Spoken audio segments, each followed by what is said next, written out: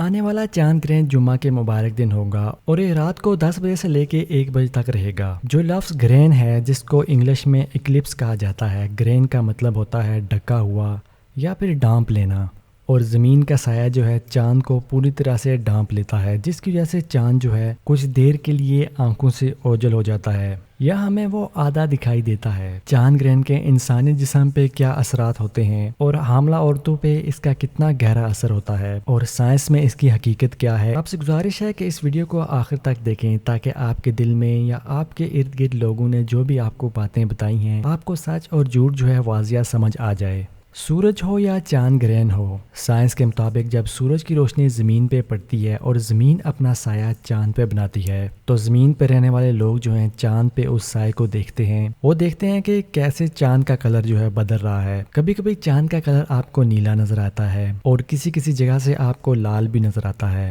جو لفظ گرہن ہے جس کو انگلش میں اکلپس کہا جاتا ہے، گرہن کا مطلب ہوتا ہے ڈھکا ہوا یا پھر ڈھانپ لینا، اور زمین کا سایہ جو ہے چاند کو پوری طرح سے ڈھانپ لیتا ہے، جس کی وجہ سے چاند جو ہے کچھ دیر کے لیے آنکھوں سے اوجھل ہو جاتا ہے یا پھر وہ ہمیں تھوڑا دکھائی دیتا ہے اور کچھ ہی دیر کے بعد وہ پورا ہمیں نظر آنے لگتا ہے۔ چاند گرہن کو آپ اپنی آنکھوں سے بھی دیکھ سکتے ہیں اور اس کا انسانی آنکھ پہ کوئی بھی اثر نہیں ہوتا، اور جہاں تک انسانی جسموں کی بات ہے، حاملہ عورتوں کی بات ہے، تو اس بارے میں ایک حدیث موجود ہے۔ جب نبی کریم صلی اللہ علیہ وسلم کے زمانے میں سورج گرہن ہوا تو نبی کو یہ خدشہ ہوا کہ کیا پتہ قیامت آنے والی ہے اور یہ سورج کا بے نور ہو جانا شاید قیامت کی نشانی میں سے ہو، تو اس لیے نبی کریم صلی اللہ علیہ وسلم تیزی سے جا کے مسجد میں گئے اور انہوں نے کافی دیر تک نماز پڑھی، اور اس نماز کو نماز کسوف بھی کہتے ہیں۔ نماز کسوف کے بارے میں آپ کو پہلے بھی بتایا تھا۔ پھر ایسا ہوا کہ نبی نے پوری نماز ختم کی اور صحابہ کی طرف متوجہ ہوئے۔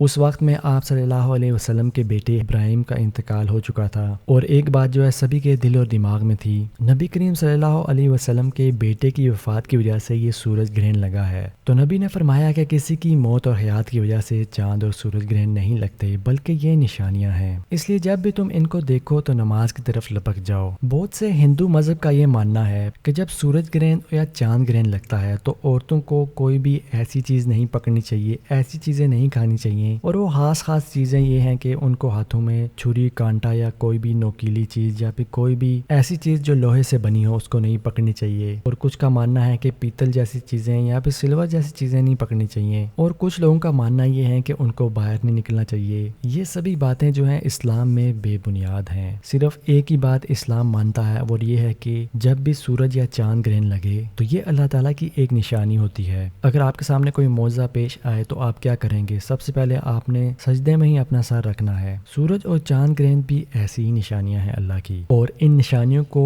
سامنے رکھتے ہوئے اللہ تعالیٰ کے سامنے عاجزی سے اپنے آپ کو جھکانا ہے نماز کے لیے، اور اللہ تعالیٰ کے سامنے بہت ساری دعائیں کرنی ہیں۔ آپ نے اکثر ہی دیکھا ہوگا کہ آپ کچھ مانگتے ہیں تو آپ کو تھوڑی دیر بعد وہ پتہ لگتا ہے کہ وہ بات تو قبول ہو چکی ہے، اور پھر آپ کہتے ہیں کاش ہم نے کچھ اور مانگا ہوتا تو ہمیں وہ مل جاتا۔ بالکل سورج اور چاند گرہن جو ہے نشانیاں ہیں اللہ تعالیٰ کی، اور ہو سکتا ہے اللہ تعالیٰ نے اس وقت میں آپ کے لیے وہ دعا کا قبول کرنا مقرر کیا ہو، پر سب سے بڑی بات تو یہ ہے کہ آپ اللہ تعالیٰ کے سامنے جھکیں گے اور نماز اور دعائیں مانگیں گے ڈھیر ساری۔ اس کے علاوہ آپ کے شہر میں کس وقت سے لے کے کس وقت تک چاند گرہن رہے گا اس کے بارے میں آپ کو آج شام کی ویڈیو میں بتایا جائے گا، تو آپ اس ویڈیو کو ضرور دیکھیے اگر آپ جاننا چاہتے ہیں، اور ہر کوئی دیکھنا چاہتا ہے اللہ تعالیٰ کی نشانی کیسے ہوتی ہے، تو اگر آپ دیکھ بھی لیں تو کچھ بھی آپ پہ اثر نہیں ہوگا، پر یہ ہے کہ جب آپ سورج گرہن دیکھتے ہیں تو آپ کے جسم پہ بہت ہی گہرا اثر پڑتا ہے، اور اس کی سائنسی وجہ آپ کو سورج گرہن کی ویڈیو میں بتائی جائے گی، اور 21 جون کو بتایا جا رہا ہے کہ سورج گرہن ہوگا۔ اگر آپ اس چیز کو مانتے ہیں تو مطلب آپ شرک کر رہے ہیں، ایسی بات پہ شرک کر رہے ہیں اور ایسی چیزوں کو اللہ تعالیٰ سے زیادہ طاقتور مان رہے ہیں جو چیزیں خود اللہ تعالیٰ کے حکم سے کام کر رہی ہیں، اور اللہ تعالیٰ نے قرآن پاک میں فرمایا سورج اور چاند جو ہیں گردش کر رہے ہیں، اپنی منزلوں کی طرف جا رہے ہیں۔ اللہ تعالیٰ ہم سب کو ایسے شرک کے عمل سے دور رکھے تاکہ ہم دونوں جہاں میں کامیاب ہو سکیں۔ اللہ تعالیٰ ہم سب کو عمل کی توفیق دے،